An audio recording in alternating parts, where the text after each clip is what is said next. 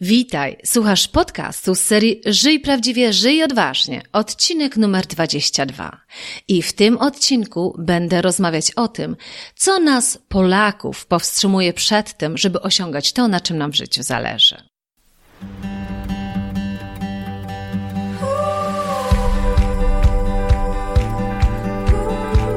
Witaj w serii podcastów Żyj prawdziwie, żyj odważnie. Ja nazywam się Ela Krokosz i od 20 lat zajmuję się tym, co jest moją pasją – rozwojem potencjału ludzi. Dzięki pracy z tysiącami osób w wielu krajach wiem, że w nas jest dużo większy potencjał, niż nam się wydaje. Moją rolą jest pomóc ludziom dostrzec ich potencjał, a potem zrobić wszystko, aby go wykorzystali. Prowadzę indywidualne coachingi, szkolenia oraz programy online, w których wykorzystujemy strategię skutecznego zarządzania własnym potencjałem. W podcastach Żyj prawdziwie i odważnie znajdziesz inspiracje, wywiady i konkretne rady, jak skutecznie zarządzać Twoim potencjałem, który często też nazywam talentem. Mam nadzieję, że słuchając moich podcastów wiesz, że moją ogromną misją jest to, aby każdy z nas odnajdywał swoje talenty, swoje wartości i w oparciu o to budował swoją własną ścieżkę. Że tak bardzo właśnie w tych wszystkich działaniach zależy mi na tym, żeby każdy z nas żył prawdziwie i odważnie. I w 2018 roku podjęłam się inicjatywy organizacji ogólnopolskiej konferencji Zarządzaj własnym talentem. Była to konferencja online, w której wzięło udział ponad 2000 osób. I w 2019 roku, czyli teraz, kiedy tego słuchasz, postanowiłam zrobić rzecz następującą. A mianowicie postanowiłam udostępnić każdemu z Was nagrania, które były właśnie z tej konferencji. Dlatego, że opinie na temat tych nagrań były tak fantastyczne, że aż żal trzymać to w szufladzie. Dlatego też to, co będziesz słuchać przez kolejnych kilka edycji tego podcastu, to są właśnie wywiady z konferencji Zarządzaj własnym talentem. Mam nadzieję, że udało Ci się tydzień temu posłuchać naszego pierwszego podcastu z konferencji Zarządzaj własnym talentem, gdzie rozmawiałam z Dominiką Nawrocką o tym, czy założyć swoją własną firmę, czy jednak pozostać na etacie. Ten odcinek natomiast to jest wywiad z Sharne na temat tego, co nas, Polaków, powstrzymuje przed osiąganiem tego, na czym nam w życiu zależy. Za moment będziesz miała okazję posłuchać, kim jest Sharne i dlaczego akurat ją wybrałam do tej serii. Zapraszam Cię bardzo serdecznie i od razu pozwól, że zapowiem Ci, że już za tydzień z Olgą Kozierowską będę rozmawiać o tym, co powstrzymuje nas, kobiety, przed osiągnięciem tego, czego chcemy. I tamten to będzie odcinek numer 23. To jest moduł, do którego tak naprawdę zaprosiłam 2 gości. Co prawda to, co będziesz słuchać za moment, pochodzi od jednego z tych gości. Ale stworzyłam taki pomysł, w którym chciałam, żebyśmy się zastanowili nad tym, żeby był taki moduł, co nas powstrzymuje przed osiąganiem tego, co chcemy. Czyli mimo, że możemy wiedzieć, co chcemy, możemy wiedzieć, czego chcemy od życia, możemy nawet mieć na to plan zbudowany, a jednak z różnych powodów nie sięgamy wyżej, niż byśmy mogli. I ponieważ uwielbiam patrzeć na tą samą sprawę z bardzo wielu różnych perspektyw, to do tego modułu właśnie zaprosiłam 2 gości. Z jednej strony zaprosiłam Olgę Kozierowską, która mówi o tym, co nas, kobiety, powstrzymuje przed tym, że nie osiągamy tyle, ile byśmy mogli. Natomiast do tego modułu, który usłyszysz za moment, zaprosiłam Sharne, która jest Angielką i bardzo chciałam, żeby popatrzyła na nas jako na narodowość, żeby powiedziała z jej perspektywy, co jej się wydaje, nas Polaków, czyli biorąc pod uwagę tą naszą kulturę, z której pochodzimy, co nas powstrzymuje przed tym, że nie osiągamy tak wiele, jakbyśmy mogli. A przynajmniej takie jest moje przekonanie. I chciałam właśnie o to też spytać Sharne. Dlaczego Sharne? Pozwól, że powiem Ci słów kilka na temat Sharne. Sharne jest niesamowitą kobietą i zaprosiłam ją nie tylko dlatego, że jest Angielką, w związku z tym nie pochodzi z naszej kultury, ale zaprosiłam ją dlatego, że z jednej strony ma bardzo dużo takiego doświadczenia globalnego. Pracuje z wieloma różnymi kulturami, a w ostatnim czasie bardzo dużo też pracuje z nami, Polakami, bo myślę, że większość z nas, a pewnie 100% osób, które nas teraz słuchają, jednak pochodzi z Polski. I poprosiłam Sharne, ponieważ Sharne od dłuższego czasu, o czym też usłyszysz za moment w jej historii, tak naprawdę mieszka w Polsce, to chciałam ją zapytać, jak to jest, jakby będąc już w środku naszego kraju, współpracując z nami w ogromnej mierze, jak to jest, jak ona porównuje nas do innych narodowości, co ona dostrzega, na co być może my nie zwracamy uwagi. Albo być może nawet zwracamy uwagę, tylko nie do końca w to wierzymy, dlatego że mówimy to sobie sami jako Polacy. Dlatego powiedziałam, Sharne, powiedz mi tak bardzo szczerze, z Twojej perspektywy, czy jest coś, co my jako Polacy moglibyśmy robić inaczej, żeby jeszcze lepiej osiągać nasz potencjał, wykorzystywać nasz potencjał. Sharne, jeżeli przeczytasz na stronie, to generalnie mówi, że na dzień dzisiejszy jest takim life coachem, jest trenerem osobistym, ale ja bym powiedziała, i stąd też ją znam, jakby dlatego też ją zaprosiłam do tej konferencji, że ona w ogromnej mierze pracuje z dwoma grupami. Ona pracuje z jednej strony właśnie z osobami o bardzo wysokim potencjale, z tak zwanymi talentami i przy tego typu projektach współpracujemy razem, dla wielu organizacji, które właśnie funkcjonują w Polsce, ale też mają takie zasięgi globalne. I też pracuje z takimi top executives, czyli jakby z najwyższą kadrą menedżerską i im też pokazuje jakby różne perspektywy na takie rzeczy typowo związane z zarządzaniem ludźmi. Natomiast jak posłuchasz o historii Sharne, ja pamiętam na jednym ze szkoleń, które wspólnie prowadziłyśmy z Sharne, mieliśmy takie ćwiczenie, które się nazywa Rzeką Życia.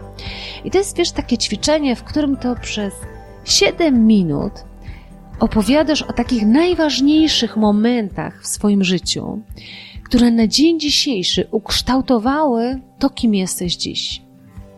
I pamiętam, z jak wielkim zafascynowaniem słuchałam o jej rzece życia. Sharne jest Angielką, jak powiedziałam. Tam się urodziła, tam się wychowała i tam przez bardzo długi czas pracowała. I jest takim przykładem kobiety, która przepychając się bardzo mocno łokciami, zaszła bardzo wysoko w organizacji typowo męskiej. Ona pracowała w Fordzie, czyli branży takiej typowo motoryzacyjnej i tam zaczynała tak naprawdę od dołu. I jak to nawet kiedyś w tej Rzece Życia mówiła, że tyle propozycji, i to może nawet nie tyle w Fordzie, ale jakby sprzedając te samochody na wielką skalę, spotykała się z propozycjami, można by było powiedzieć takimi nie do końca etycznymi, tylko dlatego, że była kobietą. Także naprawdę musiała, jak to sama mówiła, niejednokrotnie, kiedy ją wywalili drzwiami, to właziła oknem, żeby jednak osiągnąć to, na czym jej zależy. Ale Sharne dla mnie jest też bardzo nietypowa i dlatego tak bardzo chciałam, żeby popatrzyła na nas, na Polaków z innej perspektywy. Dlatego, że ona ma taką wielką odwagę w mówieniu bardzo szczerze tego, co widzi. I z jednej strony pamiętam znowu na szkoleniu, które wspólnie prowadziłyśmy, kiedy jeden z uczestników zadał pewne pytanie na dany temat. I Sharne zaczęła odpowiadać na to pytanie. A ten człowiek, zamiast słuchać, zaczął z kimś rozmawiać. I Sharne nagle powiedziała, przepraszam bardzo, ale czy interesuje Cię odpowiedź, jak mam na Twoje pytanie? On bardzo zmieszany. On powiedział, że tak, oczywiście. I ona bardzo odważnie powiedziała, to posłuchaj, jeżeli zadajesz pytanie i ja się wysilam, żeby odpowiedzieć na to pytanie, to chyba fajnie, jakbyś posłuchał tej odpowiedzi. I pamiętam, że dla mnie było to bardzo nietypowe zachowanie, jeśli chodzi o podejście trenera na szkoleniach, dlatego że moje podejście jest kompletnie inne. I nawet się zastanawiałam, czy to pasuje do naszej kultury polskiej, czy nie jest to zbyt agresywne, zbyt bezpośrednie. Natomiast pracując z nią dłużej, ja widzę, że właśnie w tym jest jej siła. I jak posłuchasz w kolejnych modułach wywiadu z Asią Kuzdak, która w swojej karierze zaszła bardzo, bardzo wysoko i ona opowiada o tym, jak zawrócić z obranej drogi i pójść we własną stronę, to ona między innymi wspomina Sharne. Mówi, że Sharne była tą osobą na jej drodze, która poprzez ten bardzo szczery feedback, czyli tą bardzo szczerą informację zwrotną, spowodowała, że Asia zawróciła. I dlatego też tak bardzo mi zależało na tym, żeby zaangażować Sharne do tej konferencji. Cały ten wywiad, który będziesz słuchać z Sharne, jest w języku angielskim. Nie tłumaczyłam go, dlatego że myślę, że dużo by też na tym stracił. Mam nadzieję, że znasz język angielski na tyle, żeby wysłuchać ten moduł. Jeśli nie, to myślę, że to będzie dla Ciebie wystarczająca motywacja, żeby jednak tego języka się nauczyć, bo wydaje mi się, że bardzo trudno realizować wiele celów, rozwijać się, jeśli tego języka nie mamy. Ale to, czy chcesz, czy nie chcesz, pozostawiam już absolutnie w Twojej decyzji. O czym rozmawiamy z Sharne? No właśnie o tym, jak opisuje nas jako Polaków. Odpowiada też bardzo szczerze na pytanie, czy jej zdaniem wykorzystujemy ten potencjał. I mówi też o tym, to mi się bardzo podobało, jak powiedziała, że gdybyśmy my, Polacy, tak mocno wierzyli w siebie, jak Amerykanie potrafią wierzyć w siebie, to byśmy byli już dużo, dużo dalej. I myślę, że coś w tym jest, że my jako Polacy dużo częściej nie doceniamy rzeczy, które mamy, albo jesteśmy w stosunku do siebie bardzo, bardzo krytyczni. Nawet Sharne porusza taki projekt, który wspólnie realizowałyśmy ostatnio, taki globalny projekt i pokazuje, jak ten projekt został oceniony przez bardzo różne narodowości i rozmawiamy o tym, dlaczego tak, a nie inaczej wypadł on właśnie w Polsce. Możesz się nie zgadzać z jej poglądami, możesz mieć kompletnie odmienną opinię, ale ta konferencja jest też od tego, żeby poszerzać Twój punkt widzenia, patrzenia na różne sprawy. Także z ogromną przyjemnością zapraszam Cię do wysłuchania kolejnego wywiadu. Pozdrawiam serdecznie, Ela Krokosz. Okay, so we are ready to start. We are just recording now as well. So welcome, Sharne. Thank you so much for participating in this initiative. We are organizing this conference about how to better manage our own talents. And this conference is mainly for Polish people. I know we are not speaking in Polish, we're speaking in English, but this is exactly what I wanted to have you on this conference because I really appreciate your perspective on us as Polish people. So that's why what we will be talking about here is what do you think stops us as Polish people from achieving more? Yeah. So during the whole conference, we have a number of different modules. We start with how to discover what you want in your life. We talk about how to turn sometimes in your life to follow your own path. But this time we will be talking about what do you think stops us Polish people from achieving more. So welcome. Thank you. And in order for people to get a better understanding where your experience is coming from, if you could tell us in a nutshell your story, like a business life story, this is what I would say. Wow, okay, well, dzień dobry. Since we are here in Poland, I will start with one of my only few Polish words. Ella, thank you for inviting me. I'm very honoured and it's a great privilege to speak. My experience of Polish people, wow, okay, well, that's always positive. I've not had any negative experiences, which is one of the reasons I've made my life here. So just very quickly, me in a nutshell. Where to start? In 1982, actually, was when my work life full-time started. So, of course, I started very young. And I joined a company called the Financial Times. And I was only there for a year, and it was a very junior role and it didn't really count. But my first learning, I think, from that was it's going to be a challenge to be a woman in business. And back then in the 80s, you know, sexual harassment and stuff like that was very prevalent, of course. It wasn't called that then. It was just called, this is how you treat women in business. So I've had lots of learnings. I've had lots of experiences, good and some not quite so good over the years, but mostly good. So in 1982, the end of 1982, I joined Ford Motor Company. And I started in product development. Now, I should tell you that my path is not traditional.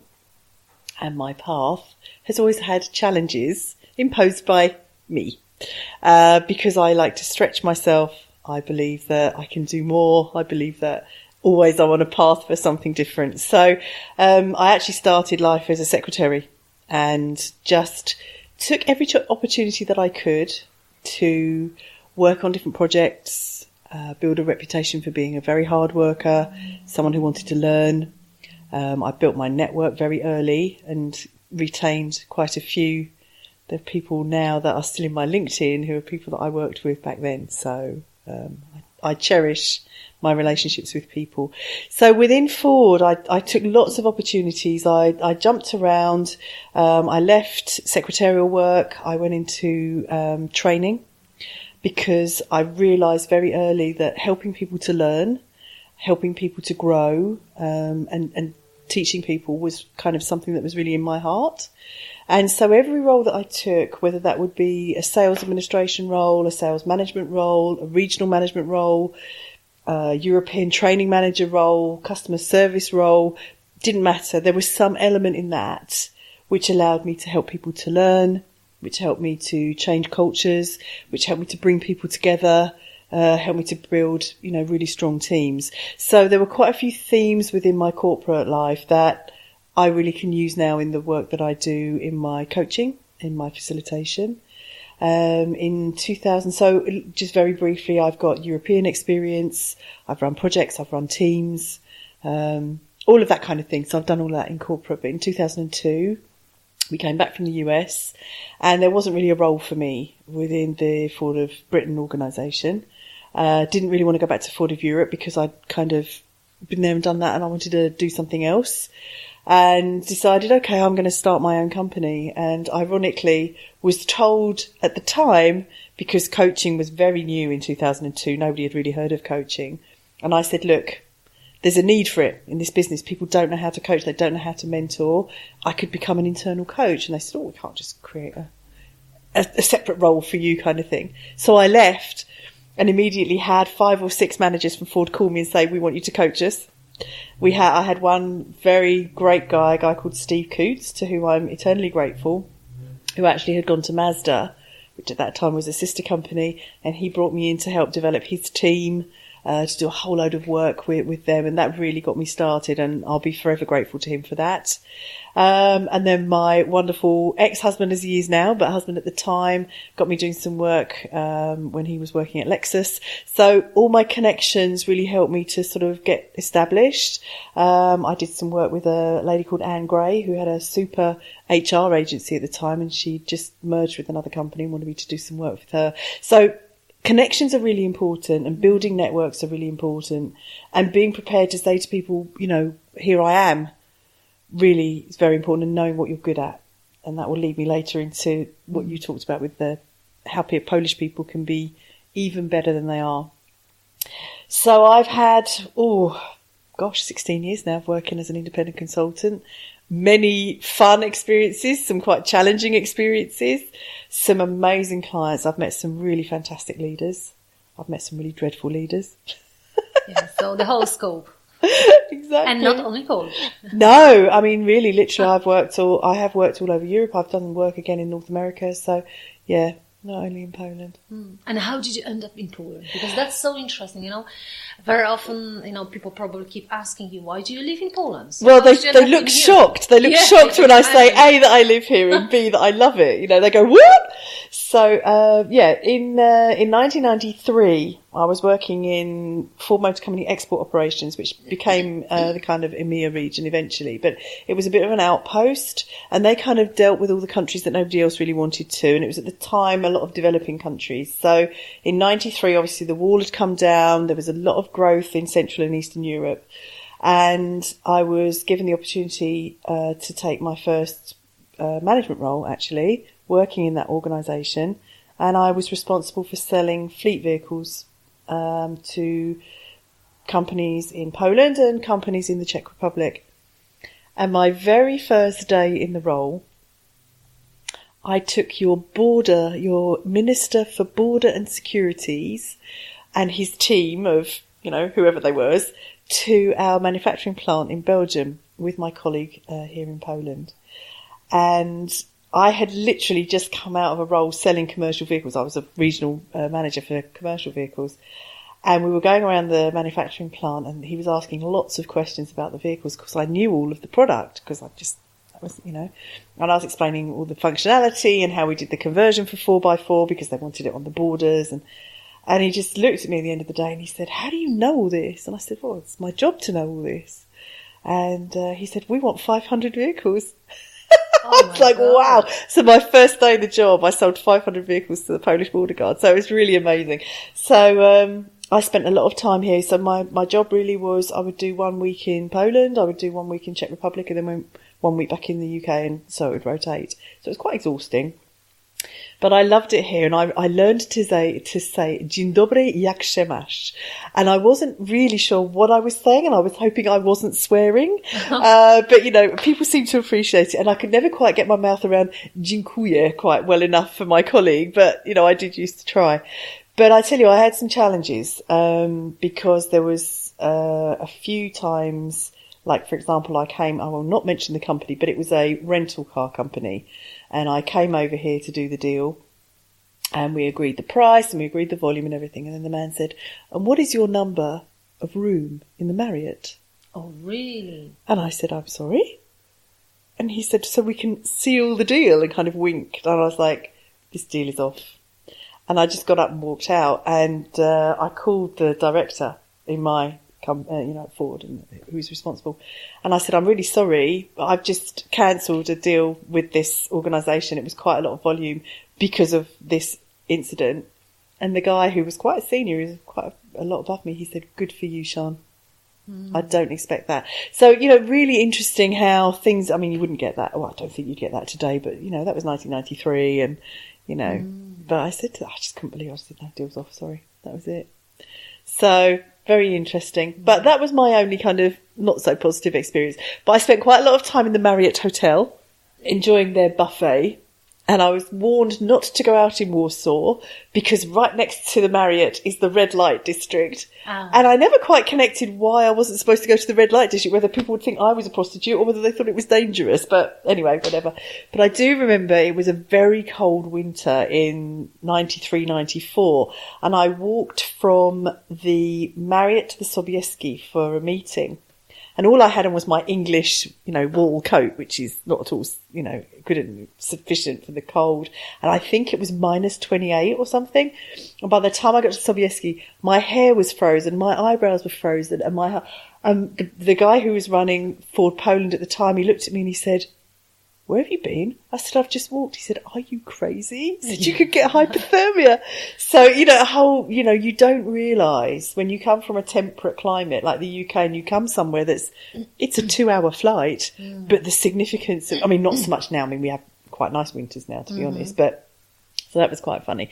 Anyway, so that was my first experience. But then in 2009, my husband at the time was given the opportunity to come back. Not come back, but to come to Poland as the VP for Toyota. And he had a kind of a choice between a couple of markets. And I said, "Go to Poland." Look at the GDP. It's a really buoyant market. It's growing. You'll learn about Central and Eastern Europe. It's a really challenging, environment. It'll be a different culture and it'll be a good experience. So he actually took my advice, and he was here 2 years. And then we were supposed to go to the US after that, which I was really looking forward to because I'd loved being over there. And they kind of reneged on the deal and moved him back to Belgium, and I hated Belgium, so I said, "No, I'm sorry." So anybody from Belgium, I apologise, but I don't like your country. I stayed in Poland, and we kind of commuted a bit between England and here because he didn't like it here. I didn't like it in Belgium, so the UK was our kind of pad, and we did that for like 2 years, and then it was just like, okay, we're still friends. We parted amicably, but we just kind of grew apart. We didn't want the same things anymore. So I stayed here, and I love, love, love the life here. The people are warm, welcoming, hospitable. I have the best friends here, really. I'm so lucky. I have a great sisterhood, really. I think it's almost like a coven, we're kind of witches together, but it's so lovely. I can just call anybody and they'll call me, "Do you want a coffee? Should we just go out? Should we?" It's just really great.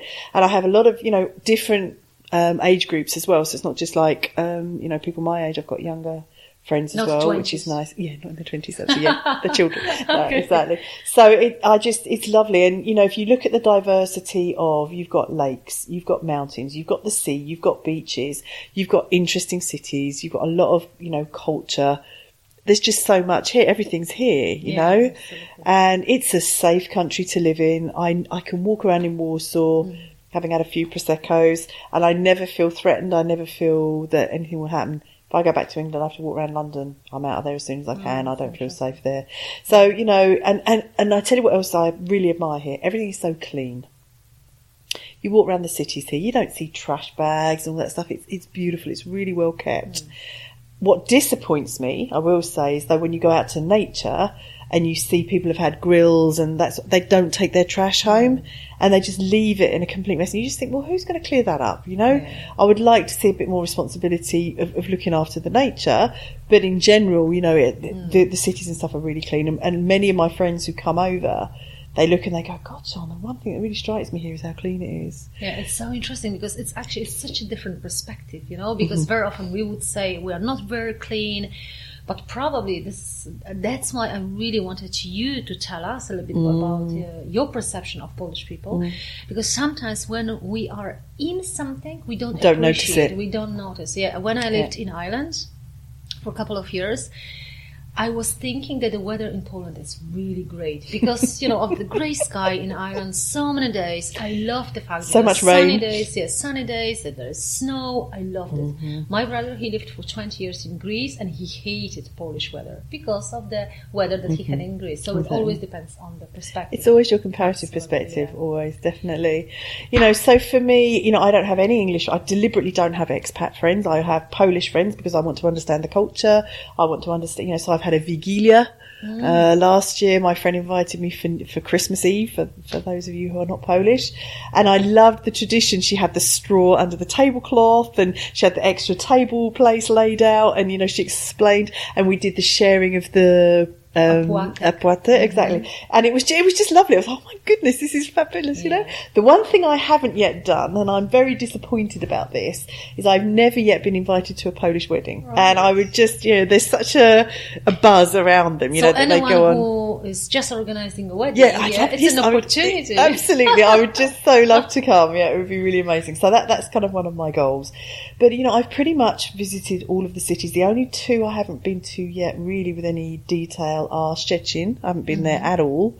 And actually, no, I have been to Poznań now because I went into my racing driving licence there 2 weeks ago and I passed, so I was happy. So that was really cool. So yes, but I tell you that the other thing that I really appreciate here is the outdoor lifestyle and the fact that Polish people are very sporty. And I like what you do with your children that, in the summer they go and they learn to water ski, they learn to windsurf, they learn to swim. Everybody here is very sporty and, everyone can ski and you'll just drive on a Friday for a weekend to Austria or something and ski and then drive back Sunday night, and don't even think anything about it. And I think that's wonderful. So, kids here are encouraged to be very sporty and very active. My observation, like a day like today where the sun's out, boom, everyone's out. They're taking out the pushchairs and the children in there. They're on their bikes. They're on their rollerblades. They're on, everybody's out. Yeah, and you don't get that so much in the UK, really. And certainly in the US, you don't where we were in Michigan because there aren't even any sidewalks. So here you have the other thing I really admire here, you have cycle paths dedicated, you have walking paths dedicated. Cyclists do not need to go on the road, which is so safe. And I've noticed recently, and I would really like to say to people, stop doing it. It's ridiculous that they're starting to ride their bicycles on the road. You've got bike paths. You don't need to do that. And you can, I ride a bike and you can get some good speed up. You don't need to be on the road. And for me, I think it's irresponsible of them, from a driving because the roads aren't that wide in the cities and it's very busy with the trams and the buses. And if you've got cyclists as well to worry about, it's ridiculous really. So. Okay. So we are delighted to hear that there's so many interesting things in Poland. Maybe we will fall in love even more. I hope you do. I hope so. But because we are here to talk also from the success point of view. Yeah. So if you could tell us a little bit more about your experience Where is this coming from in terms of working with Polish people, so that people will get a better understanding then when we talk about what you see the differences are between us and other cultures? So how much do you work with Polish people now, and what do you exactly do now? Well, what I do now is pretty much what I've always done. So I have done some one-to-one coaching with some Polish people. I mostly deliver workshops. I deliver workshops to multinational teams. That gives you a very stark contrast. You can see the difference between the different nationalities in the team and how their different cultures and backgrounds really, kind of impact on the effectiveness of the team. And my observation, so I'll give you an example. Yesterday I was at, I won't say who again, but I was at a bank, and we were reviewing the feedback from a global program. In fact, one of the global programs that you were involved with yourself. And if you look at the feedback from the Polish delegates versus the US versus the other two markets that are involved, which are other cultures completely, all of the ratings, doesn't matter what you're rating, whether it's their personal satisfaction, their effectiveness in the business, or how good the facilitator was, all of the ratings are lower. They're not bad, they're just lower. And I looked at that and I thought, now, what's that about? And it's about the Polish need for two things. A, perfectionism, and B, the way that they answer. So if you say to a Polish person, "Hi, how are you?" Generally speaking, the answer is, "Could be better." Oh, that's interesting. And my observation is that you're always kind of striving for something else. You're always striving for more. You're encouraged to be very everything's got to be perfect. So if I say to somebody, "Do you speak English?" No. And I used to give up. I think, they don't speak English. Okay, I'll go ask somebody else. But actually, I'm asking the wrong question. What I should be asking is, do you understand English? Mm-hmm. Yes. Okay. Could you answer a question for me then? Because very often people will understand English very well, but you're not taught in the schools to practice. You're not taught to speak, and you get quite scared. You collectively, not you as you. There's a fear around talking to a native speaker, not because you won't understand, but you might make a mistake and then it wouldn't be perfect. And you know what? If one thing I would say, let go of the perfectionism. Perfection doesn't exist. Mm. It just doesn't. And you're all amazing and you're all good enough and you're all, my God, I'm in your country. Do you know what I stand up and say in my workshops? Number one, good morning. I'm a native speaker. I apologise that I can't speak your language, and please make sure that if you're not understanding me, then you challenge me and you ask me questions. Number two, thank you for speaking my language in your country. Oh, that's so nice. And every workshop, and people look at me and they're like, but it's true, I'm here as a foreigner, and I try, but I'm absolutely dreadful at Polish, and I apologise for that. I've really spent quite a lot of money on my lessons, and I've really tried hard. It just, I don't know, it doesn't sit with me. But I want to be respectful of the fact that I'm in your country as a foreigner, and yet you're speaking to me in my language. And if you make a mistake grammatically by saying was instead of is, or then instead of that, I don't care. It doesn't matter. So relax, my lovely Polish people. Just say hello and speak. It doesn't matter if it's not perfect. And I think this is the other interesting thing as well, that you are taught in your own language the importance of grammar. And because your grammar is so complex, you apply that same assumption of complexity to English. So quite often my friends will say to me things like, what's the word for... So, for example, one of my friends the other day, she said to me, what do you call this thing that you put wine in? And I said, a wine glass. But she was looking for a very sophisticated word. And then she said, okay, well, what about this? I said, it's a beer glass. What? And and it was, that's very simplistic, but because your language is complex, you're trying to apply that same complexity. And so many conversations I have with people, and they'll say, Sharne, what's the word for this? And they're expecting, and I'll go, cushion or chair or something, and they're just like, really, that's it? And I'll be like, yeah. And I go, God, English is so simple. But there is a downside to that, because Polish is very complex and you have a lot of different ways of describing things, you can actually be very much more specific in the way that you describe things, and you can make it more maybe I don't know if attractive is the right word, but, you know, you can really create a lot better and deeper explanation for things because you have a lot more diversity in your wording. Whereas with English, we're quite basic and it's quite like simple. So maybe we're not as sophisticated. And I think sometimes that can get lost in translation, that if you're thinking in Polish and you're trying to explain something and back translate it into English, it's harder because there aren't that many words in English to describe probably all the lovely things you want to say in Polish. So yeah, I can understand why it's difficult. And having understood a little bit about Polish and Polish grammar, again, don't worry if it's, you know, people say to me, is that the past perfect or is that the future? And I don't even know. Yeah, I'm like, I wouldn't have a clue. Yeah. And actually, I don't care. Do I understand you? Yes, that's perfectly enough, you know. So we don't learn our language in that way. And what happens is they try and teach you that. And so that knocks people's confidence and they think, oh, I don't know the grammar well enough, so I can't speak English. That's not true. Yeah. But to build on what you said, it's not only about the language. Exactly as you said, that we probably expect too much from ourselves. Oh, yes. Exactly as an example that you said with this international program that we run together. And as you said, that the feedback were probably the Polish facilitators were exactly as good as the other ones. Yes. But still the expectations are different, aren't they? And it just reminds me of an interesting story. I have a group on a Facebook, and currently it has a different name, yeah, and I want to change the name. And one of the names that I came up was I am a talent, in a way that I want really people to start seeing the talent in themselves. Yeah. But there was such a huge pushback from some people saying people will not sign up to the group because people will not say, I'm a talent. Like in Polish culture, you would have to be superb to call yourself a talent.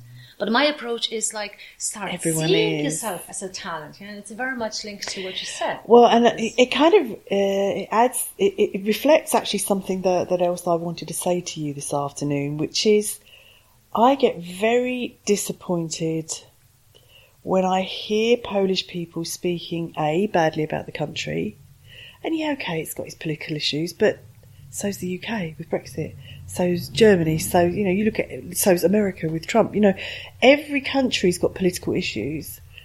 You still have to love and be proud of the fact that you're from somewhere, yeah? And when I hear Polish people talking badly about, oh, Poland this, or, oh, I'm Polish, and, you know, I get really upset with that. Actually, I tell them off and I'll be like, don't run your own country down, you know? It's brilliant being here. And sometimes I'll give them a perspective about it. They'll be like, oh, no, you're right, you know? And like you said earlier, when I say to people, I live here, I've made my home here, this is my life, I love it, they go, but everyone from here goes to England.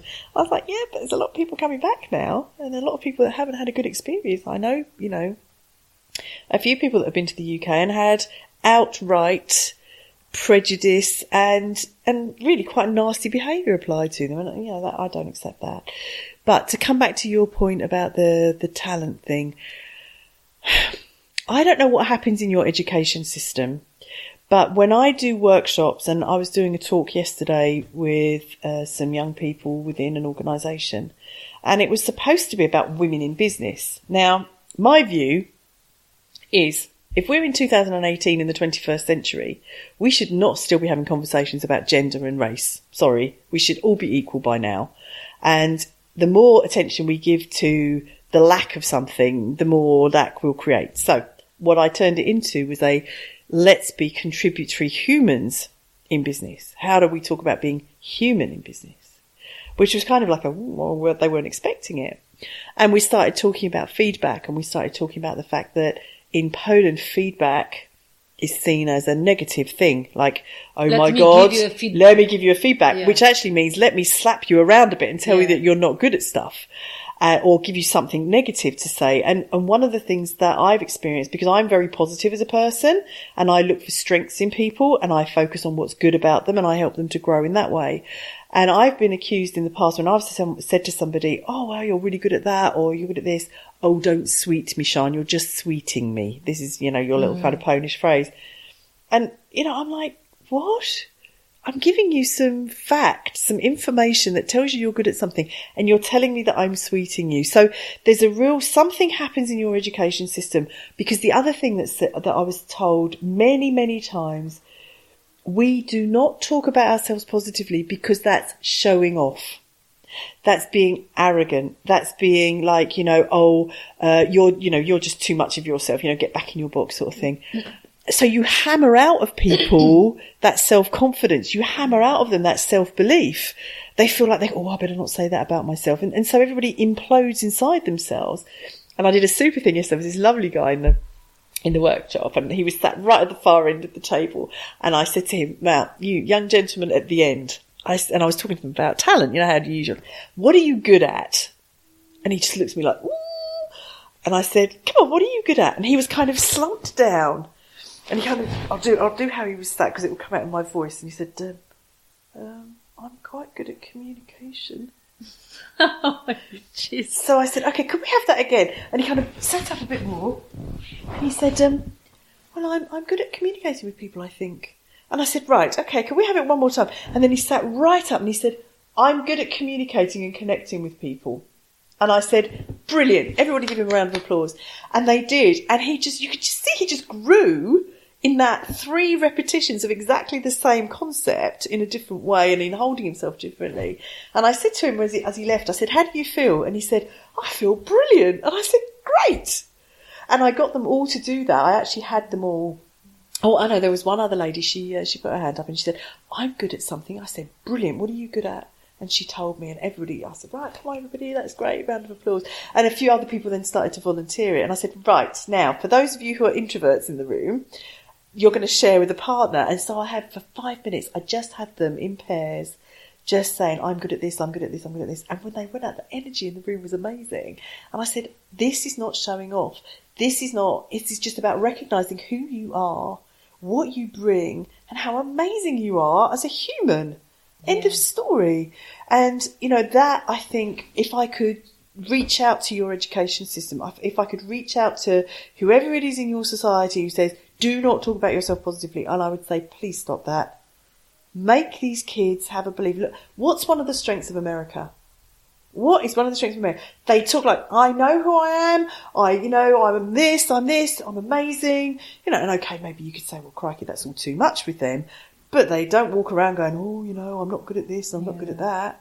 Yeah, it so much reminds me when in 1998 I was in States on the international program Global Village for Future Leaders. And I still remember the question they asked us. There were like over 50 people from over 30 countries, from so many different parts of the world. And the question was, please finish this sentence.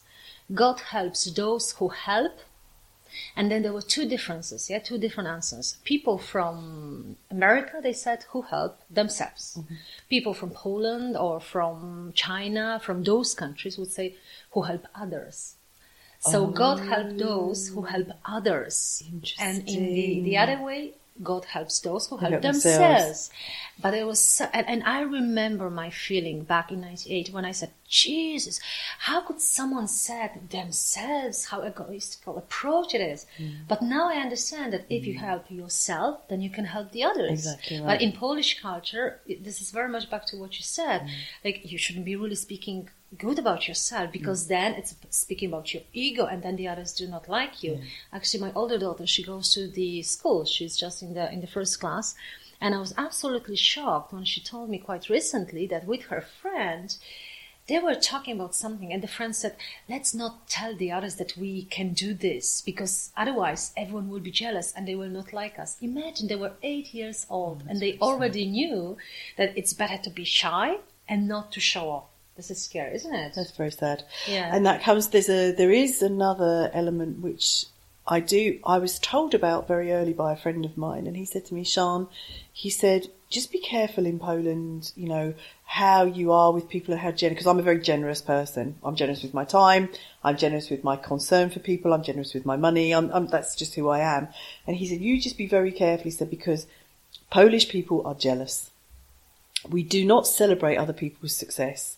We find it irritating if somebody else has a better car or a better house or a better something. We don't go, oh, wow, that's amazing. How do we learn from that? How do we actually, kind of achieve that for ourselves? So we just sit there going, oh, who do they think they are? And, and he said there's a culture of jealousy. And I didn't want to believe that, because that's not been my experience until that point. However, there have been a few instances now where I've observed that. And I've thought that's disappointing, because that comes back to, because I don't feel good about myself, because I'm not taught to believe in myself, and I'm taught that, it's about showing off. When someone else is successful, I then have to be critical of them because they're not, they're showing off. And it's because of that lack of self-esteem in our own selves. It's been created by this don't show off thing. I don't know where that comes from, if that comes from Polish culture or Catholic belief or what have you. I really couldn't say. But, it's not a positive thing. And Poland could be a superpower if all of its people had self-belief. And my wish, and one of my reasons for being here and doing the work that I do, is to help Polish people have better self-belief and to build a stronger country, and to, you look at what you've achieved in a very short length of time after the oppression that you've had. And what makes me very sad is that the UK had a huge part to play in your oppression at the end of the war, which we're not taught at school. And I was very ashamed when I went to the Uprising Museum and I saw what had happened at the end of the war, and how Churchill and everything, they just kind of divided it up like it was some kind of playground or something, I don't know. So when I look at what you guys have achieved in such a short length of time, I was laughing with my friend the other day, but a crazy thing, but if you drive around Warsaw now, there are so many upmarket bathroom shops.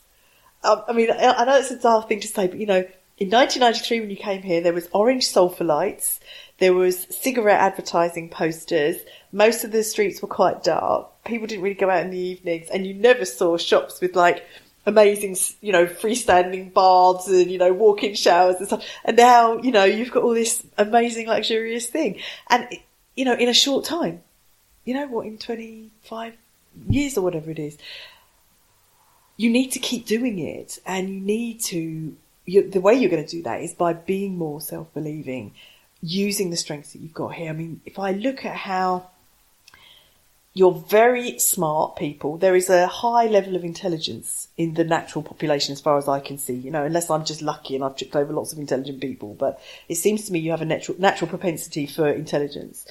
You've got a good education system. I know it's a bit antiquated, but they do educate you well. You get lots of different opportunities for learning. And there is a belief in education, sometimes too much so. I think what I observe with the young people that I coach, they're very pressured by their parents to get a degree, and then you do your BA, then you do your MA, and then maybe you go and do your doctorate. And there's a huge pressure to just do something, and also to do either what the family's always done. So the family are lawyers, therefore you do that, or the family are doctors, therefore you do that, rather than looking and saying, what is this child good at? How do we help them to flourish? There's this real kind of channeling of, and it's about security. I understand that. And it's about creating more security, but security doesn't exist anymore, in the long term. I think that to some extent, to what you said, it also probably comes from our parents trying to give us a better future. Absolutely right. That's exactly, and that's what I'm talking about, the security. Exactly, And that's what worked for them, because that was the model. Yeah. And with the millennials now, as we know, they're a very different population, but also how many of those parents were really happy in doing the role that they were doing, and how many of them would have rather have had a different choice.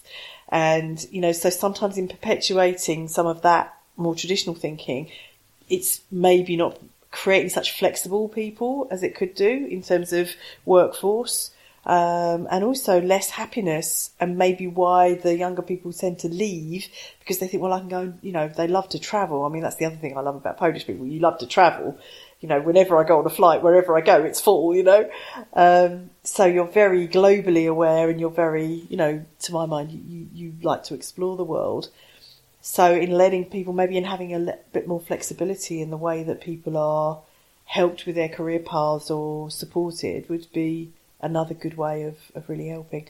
And I think as well, there's within business, one of the things managers really need to think about here is developing people around them and having the ability to create really strong teams without feeling threatened by that. The experience I've seen so far is that the traditional kind of organisation where you've got a management and then you've got a team underneath it. And I know with Agile, we're moving away from that now more, but there are still a lot of very traditionally structured companies here. There is a fear that if a manager lets go or delegates too much or his or her people are too good, that they will lose their job, that they will become redundant, that there's a threat to them.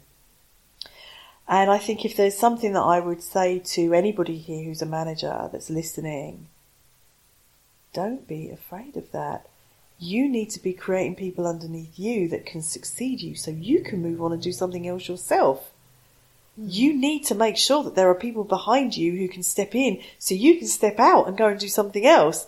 Don't keep yourself in that same box, because eventually either people will leave or they will get promoted over you, or because you're not moving with the times, guess what? Your fear will happen. So try, if you can, to think about how you develop others and how you lead, not how you try and keep everything safe and the same, because the world's going to change without you. But actually, funny enough, it's not only related to the managers, trying not to share the knowledge. It's actually to all individuals, in a way, not all, but to so many people who decide not to share the knowledge that they have because others can grow faster than them. Instead of actually saying, if I share more, I will learn more. And I remember an experience when I had some problems with my younger daughter, some behavioral problems, and I had to go to the psychologist to get a better guidance on how to help her. And then never ever someone said that they had similar problems. And then the minute I said, then suddenly someone said, I also have this type of problems. And I also have this type of problems. But so far, everyone pretended there was no problem at all, That was so interesting. But is that to do with not sharing? Or is that to do with being ashamed and embarrassed that maybe there's a problem that they're perfect? Because there is another expectation here that your family is perfect, that everything is perfect. Yeah, everything's my career good. is perfect. Yes, everything, and there's no problems, and we don't have any issues, and it's all, everything's under control. And again, that comes back to this perfectionism, and again a little bit to, well, if I've got a problem with my child, is that a bad reflection on me? So am I not a good mother? So that and all of that pressure comes back again, with Babcha kind of pecking away saying, well, why are you doing this and why isn't your child doing that? Because there's a lot of pressure from that point of view in terms of the family expectations as well, So, again, I'm not sure it's about an unwillingness to share. I think it's just I don't want to look stupid. I don't want to, because that's the other thing as well about asking questions. Fascinating for me, and I now massage groups to kind of encourage them to ask questions, because one of the things I noticed when you get someone coming from outside of Poland addressing a group, particularly to people who maybe have got UK or US experience where they're a bit more used to audiences who, engage, you come to Poland and you do your little speech or whatever and you say, has anyone got any questions? And you get this sea of blank faces. And then, of course, in your head, you're going, oh, shit, did they understand me? Did I make it clear? Do I need to explain it again? Should I explain it a different way? So you've got all that going on, still a sea of blank faces. And so you ask it a different way, and you still get nothing. And it took me quite a long time to realise that the reason is you are taught not to ask questions, because if you ask a question, it makes you look stupid. Yeah, that's true. And you do not want to be made to look stupid, therefore you stay quiet. Which, is such a converse. It's like, oh my God, but how are you ever going to learn anything if you don't ask a question? So I now say to people, listen, I need you to ask questions because I need you to let me know you've understood me, because obviously we're speaking in a different language. I need to double check that I've given you all the information that I think you really need here, and it will help me to feel like I'm useful, to you as a group. So I get more response, and particularly if I've worked with a group more than once, they now kind of get it that I expect some kind of interaction. But again, it's like, where does that come from? If you ask a question, you look stupid. Yeah, you look that you don't know, that you didn't understand something. Yeah, that's your problem. Yeah, exactly. Yeah, and one of the things I talk about in a lot of my communication workshops, I remind people the responsibility of you understanding is on the communicator, the person who's telling you, not on you. They've got the information. They need to communicate it to you in a way that you can understand it. So don't take the responsibility yourself. You say to them, I'm not understanding you. Change the way you're talking to me. But again, with with the culture, it makes it sound very bad. But you asked me, what do people need to do to be better? And I just think if you could be more willing to say, you know what, I'm really interested to know more about that. Or that's a really, can I ask you something, clearer than that? I just think it would be, maybe there's a different way of asking questions. Maybe rather than saying to people, don't ask questions because you might look stupid, maybe you could say, ask for clarification, or ask for more information about something, or summarise what you've heard and double check whether or not you've understood it. So it's almost like helping people with different communication styles. Yeah, or share the interest by asking the question. Yeah, exactly. That's interesting. Mm-hmm. Yeah. And just help people to see that in other cultures, actually what happens, so here's what happens. Judgment kicks in, as you know. And if you get a sea of blank faces, what then goes through your head is, okay, after you've done your own self-analysis of did I do it well or not, then you start going, are they bored? Are they not interested? Do they not care? Why am I wasting my time? Are they actually, is this beyond them? So you start to make a judgment about the audience then, and that could not maybe sometimes be very positive. You could come away thinking, why have I bothered talking to them? They can't, they're not interested. And that's not good, because then what that does is it sets up a reputation for Polish people of not being interested, don't really care, never ask any questions, don't want to learn, which is not true, because you're avid learners. So I think there's an awareness in the audience here that I'm talking to that if you don't ask a question, you will actually look more stupid than if you do, in some ways, potentially, in the eyes of whoever the person's talking. That means you don't have any questions. Yeah, exactly. Yeah. Yeah, if you don't have any questions, okay, what does that say about you? Yeah. Aren't you able to think? Aren't you able to challenge? Aren't you able to give a different perspective? Even if it's not a question, it could be an observation or a comment, So I would encourage people to think more about how they could ask questions. I have a question to you, which I would appreciate if you answer very honestly. Do you think that we as Polish people use our full potential? No. No. Why no? Well, because you don't. Because of a lot of the things that we've already talked about this afternoon. If you believe, I think I said it earlier, but my personal view is that if Polish people would have complete pride in the country, and I don't mean arrogant pride that's like nationalistic, fervour, but I mean proud to be Polish, proud to be of Polish descent, proud of what you have here as a physical country. Because, we all have political issues in our countries, but, we have to forget all of that. But if we had that pride here, you could be a superpower, really. You have so many resources, so many amazing, people, skills, talents, beautiful nature, history, culture. This could be such an amazing, place. And look at where you are geographically as well. You're right in the centre of Europe. You're perfectly placed to be some kind of superpower. Anyway, why doesn't that happen? The reason I think it doesn't happen is because you are taught, like we've already talked about, don't show off, don't make people feel that, you're better than them, and, don't let, just kind of keep all of your, what we would say in English, keep your light under a bushel. Meaning, a bushel is like a little, kind of tree with leaves all over it. And so you would, keep your light under there so no one can see it, yeah? And if we could encourage Polish people to take back their personal power, meaning, what am I great at? What can I contribute? What is it that I do? What does success mean for me? How do I show myself in my best light at all times? Believe in myself and appreciate and celebrate that, and celebrate everybody else around me.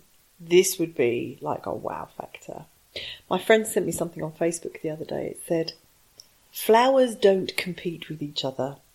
A flower flowers and the flower flowers next to it.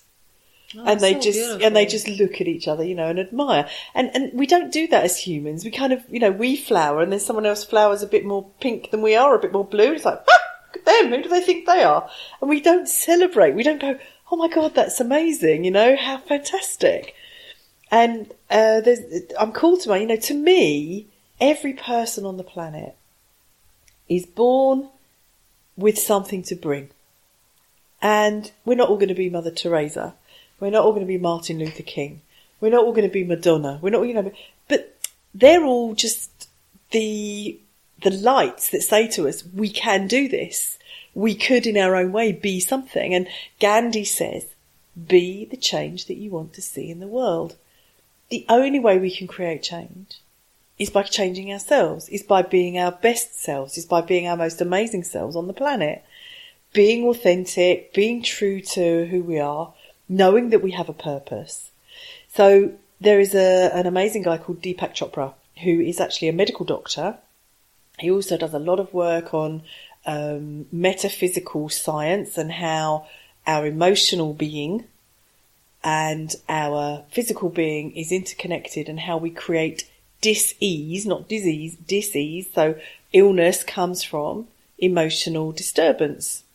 And if we can be aligned with ourselves, and if we can be absolutely at home with ourselves in our bodies, in our emotions, in our self-belief, then we're healthier, then we're fitter, then we can contribute more, then our lives are much easier. We don't have to run to the doctor every 5 minutes and have the apteker on every corner, you know, Zippo or whatever they're called.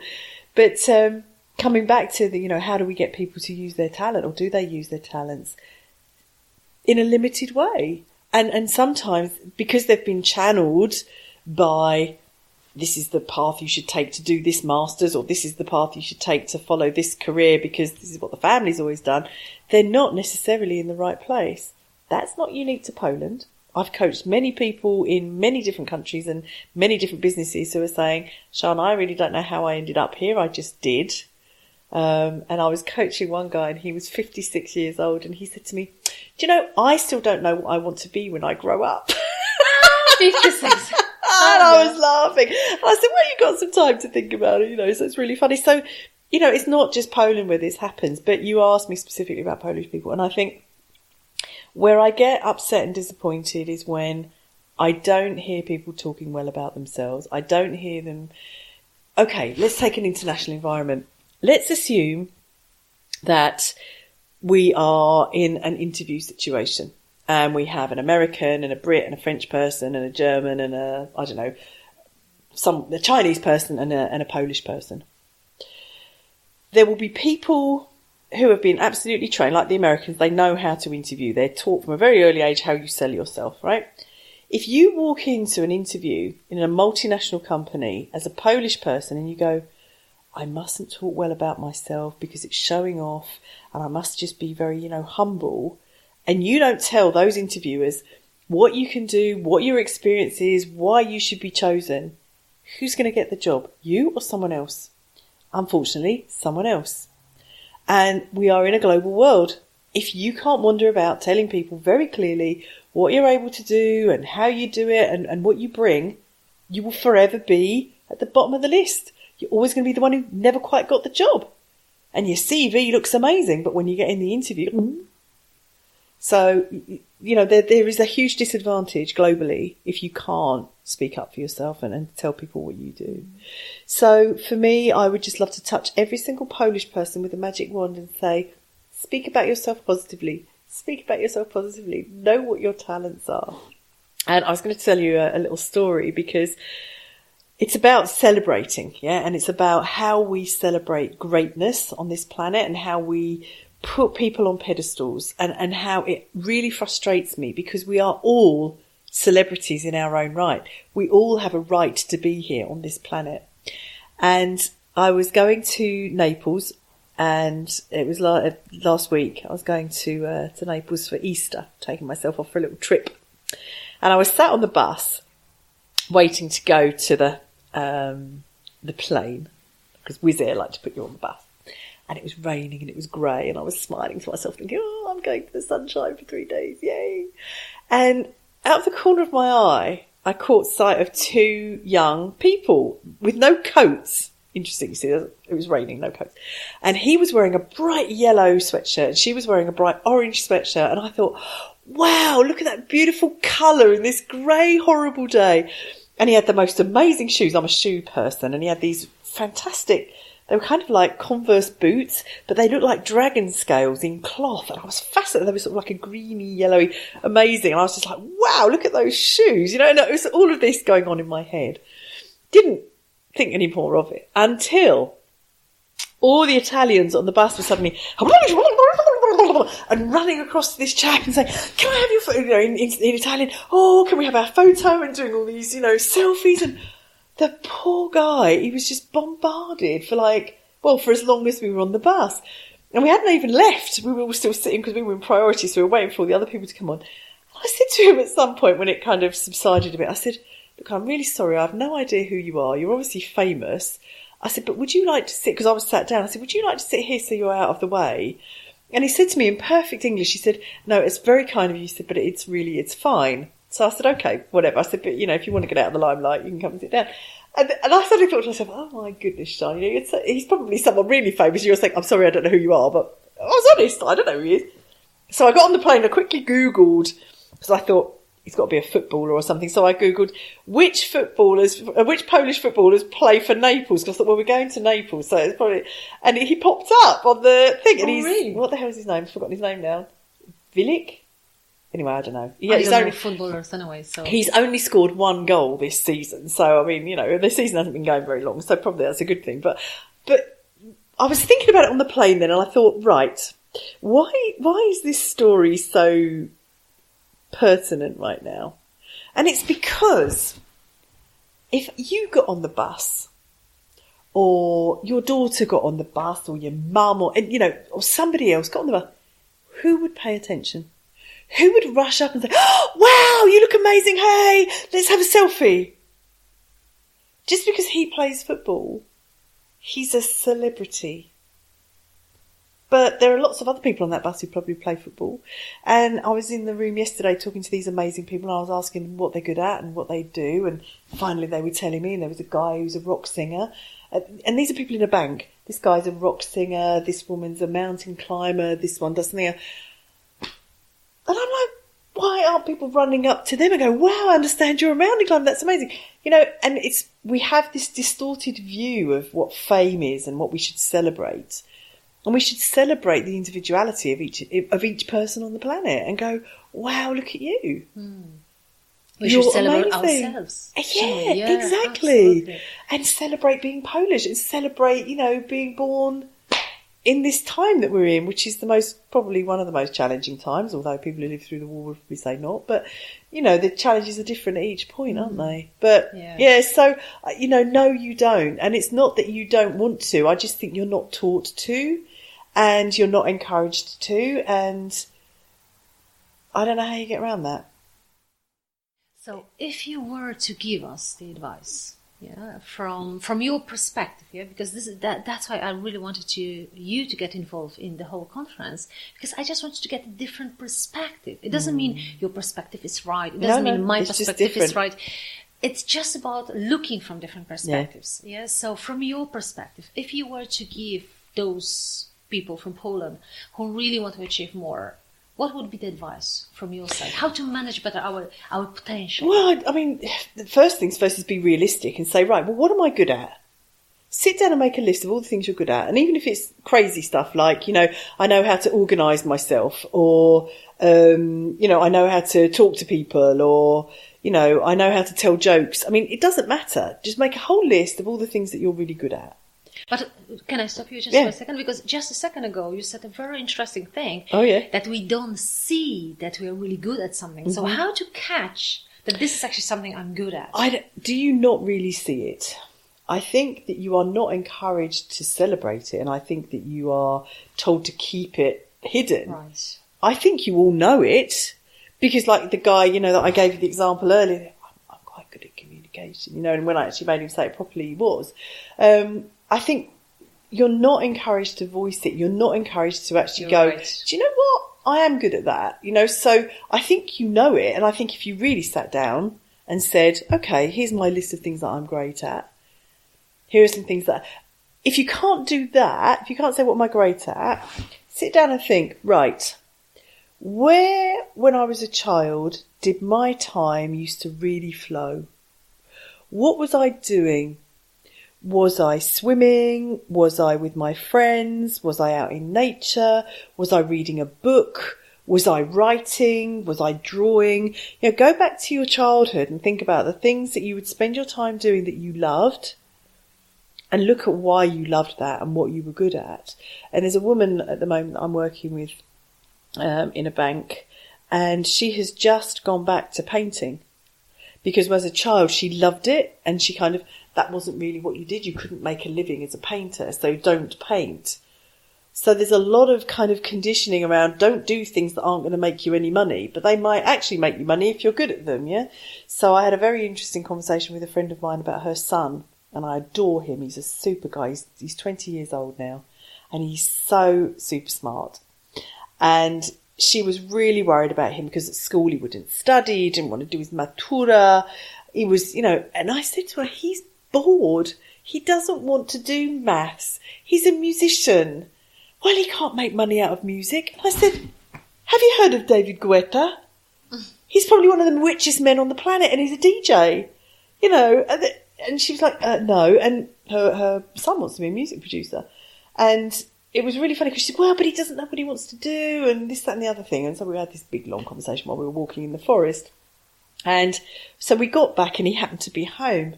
And I said to him, hey, I won't say his name, how are you? Oh, I'm all right, Chocha. He said, but, I hate school and this and that and the other thing. I said, what is it you want to do? He said, I want to be a music producer. And I kind of looked at his mum because she'd been telling me how he didn't know what he wanted to do. And I said, oh, great. He said, I've done some. Do you want to hear it? I said, I'd love to. And we sat for an hour and a half. He was showing me all the software that he'd bought, all the music that he'd done on his laptop and this, that and the other thing. And afterwards, I just said to her, your son doesn't know what he wants to do. I said, I think he does, and I think he's doing it. I said, it's just that your perception of what he should be doing and what he really loves and what he wants to do is so way disconnected. You know, and I said, stop it. Let him be. He'll make his own way. And he has. He's now studying. He's now got himself a job doing something else. He still wants to do his music producing, but he's making his own way in the world. And he's a super young man. And I think we disrespect young people by assuming they don't know what they want, or by assuming they don't know who they are. And they do, and particularly now, they're much more smart around that sort of stuff. But funny enough, I'm actually recording the module about how to discover what you want. Is exactly what I said, that if you are at least 25 years old, you definitely know what you want. Mm-hmm. But probably what happened if you're 40 now and you keep asking yourself the question, I don't know what I want to do, I don't know what I want to do. It's probably because you're not listening to yourself. Yeah. Properly, yeah. But you definitely have the answer. You're dead right. Absolutely. Well, you do. And I think the other thing as well is, you know, when you say, I don't know what to do. I mean, when I'm coaching people and I'll ask them a question, they say, I don't know. I'll say, but what if you did know? What would the answer be then? Because it's very easy to say, I don't know, because sometimes you don't want to recognise the answer. Because then you have to take the actions. Well, but not only that, I mean, yes, partly, but also if you acknowledge it and it goes against your family's recommendations or what you're expected to do or what might look right or wrong in public society or what have you, to voice that and have that really out there that flies in the face potentially of everything that you were taught and all of your culture, wow, that's a bit shocking, you know? And so sometimes people can't, because they think, it's wrong to admit it. And that's a pity, because then they're going to spend their whole life like missing the opportunity to be themselves. So as you know, I'm hugely authentic in as many, you know, ways as I can possibly be. And I said to you earlier that I thought we were recording this, so I did my hair. So you can... I wish the other people could see this. Next time we will do the video. Yeah, absolutely. But as we know, it's a rainbow hair, yeah? But coming back to my question, because we went a little bit off the track, but very important discussion as well. So you said, because I asked you if you were to give the advice to people, yeah? So you said, first of all, name the things that you're good at, yeah? And then think about, okay, well, if I'm good at those, how do I apply them in my life? Are they a hobby? Are they something that I could make more than a hobby? Are they something that I've forgotten about and I need to do because they really fulfill me? Because sometimes even if we're in a job role that doesn't fulfill us, if that's just funding everything else that we do in our lives that we love, that doesn't matter because it becomes so much less important. But you might also say, well, okay, if I'm good at this or this is important to me, then I'm going to change my company. I might not change the role that I'm in, but I might change the company because so let's say, for example, very extreme. Currently I'm working for an oil company, but I recognise that nature's really important to me and that protecting the environment is really important. So I'm actually going to go and work for a company where they do respect the environment and where there's a contribution that I can make for that. So you can start to align yourself and everything you do in your life around what you're good at, what's important to you. And if you've got integrity with your values and you've got integrity with who you are. So for example, for me, my biggest value in the world is freedom. And anything that doesn't give me freedom, I walk well away from that. I don't want to be trapped into anything or by anyone. So that's really my big driver. Independence, absolutely. Authenticity, absolutely. And fun. So if I can't get some of those things, so I had somebody approach me last year, for example, this is quite hilarious, to run a workshop. I won't tell you the topic of the workshop yet, but this person is a specialist in their field, and they called me and they said, I've been referred to you by someone in your network to run some training for a company in the UK and in Ireland. No problem. I said, absolutely. What would you like me to do? So we had a long chat and a conversation. And then this person said to me, the company is very conservative. I said, okay, well, it's insurance, so it's probably going to be conservative. He said, yes, and I've looked at your LinkedIn profile. Well, if you want to go look at my LinkedIn profile, you know what they were talking about. Because on my LinkedIn profile, I had my purple and my pink and my blue phase going on with my hair. And she said, yes. And I thought, well, I'm not going to rise this. I said, you've looked at my LinkedIn profile and they're conservative. What's the connection? So she said, well, your hair. I said, oh, my hair. Okay, and? So she said, well, it's very brightly coloured and they're conservative. I said, okay, let's just remind ourselves the program you want me to deliver. Diversity and inclusion. Oh, that's interesting. And the person on the other end of the phone went very quiet and they said, oh, I think I might have just uncovered one of my own unconscious biases. I said, yes, I think so. And I took the program, but I refused to change my hair. Did anybody say anything? No. Did anybody notice? No. And if they did, they didn't, How it is this didn't related detract. to the topic?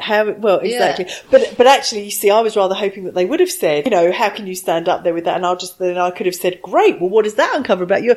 So I could have used it either way, but it was just so interesting that, people stand up and they purport to be these things, these experts, and then they want you to conform to their rules. And I'm like, well, okay, my experience is what you need. What colour my bloody hair is irrelevant, So, yeah, I get a bit with that sort of thing because that's about me being authentic. If I want my hair coloured, I'll have it coloured.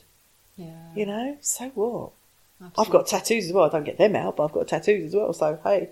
But I don't because they're mine. They're private. My hair, anyone can see my hair. It's on my head. So, but it's really funny. So interesting, actually. Yeah, it is really interesting. So, always, I think, so other tips. Once you've looked at your strengths, once you know what you're good at, once you're aligning those strengths with your life choices, it makes it much easier to be in flow with yourself. There's a lot of material out there about how to be good at being yourself, how to be in flow, endless books and things that you can read about it. But at the end of the day, you have to choose to be yourself. You have to want to be who you are on the planet. But I think if you can find your purpose, so my purpose is every person that I touch, I hope to make a positive difference to. That, whether I be in the workplace or, if I smile at an old lady on the street or talk nicely to someone in a shop, that's my purpose. And I think I was lucky in my career that when I found I so enjoyed, helping people learn, which is ironic because I hated school. And I left on my 16th birthday from the formal education establishment. I hated school immensely. But it's because they didn't teach me It's because they taught me. They didn't help me to learn. Oh, that's good. And it's because they told me I needed to know stuff, but they couldn't tell me why I needed to know it. So I could see no relevance to, for example, with maths. They would say, okay, if a train leaves the station at this time and it travels at this speed, what time will it get to the next station?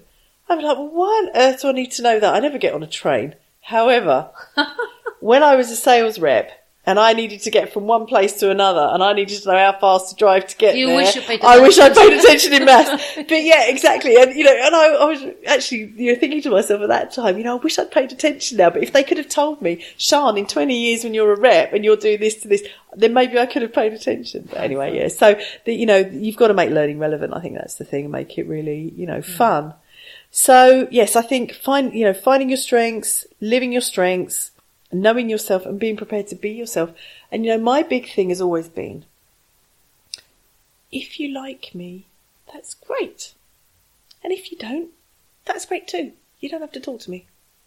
And I don't try and upset people, and I don't try and, if I sense that someone doesn't like me, I walk away. I don't try and force them to like me. I'm like, okay, it's your choice. And fine. No problem. Yeah. And I'm sure that this is exactly what we as Polish people need to learn. Just to accept ourselves and not to pay attention too much to what. And it's not at the expense of others. It's not to say that other people's opinion isn't important, because it is, but you can't please everybody.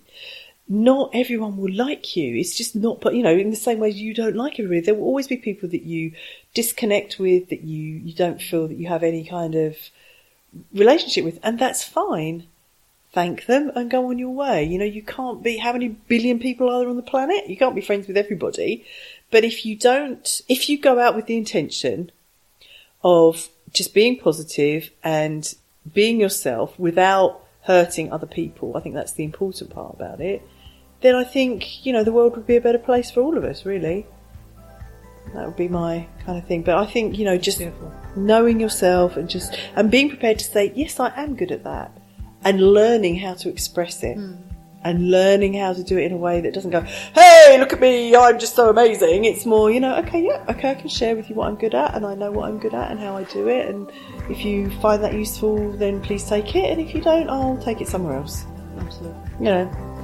I'm just looking at the time, and I know we will be approaching the end. I want to say a big thank you, Sharne. Dziękuję. For sharing everything.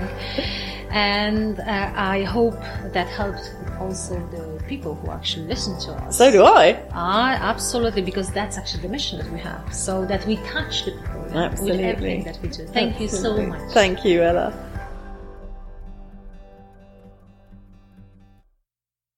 A już za tydzień zapraszam Cię do podcastu numer 23, gdzie wspólnie z Olgą Kozierowską będziemy rozmawiać o tym, co powstrzymuje nas, kobiety, przed osiągnięciem tego, czego chcemy.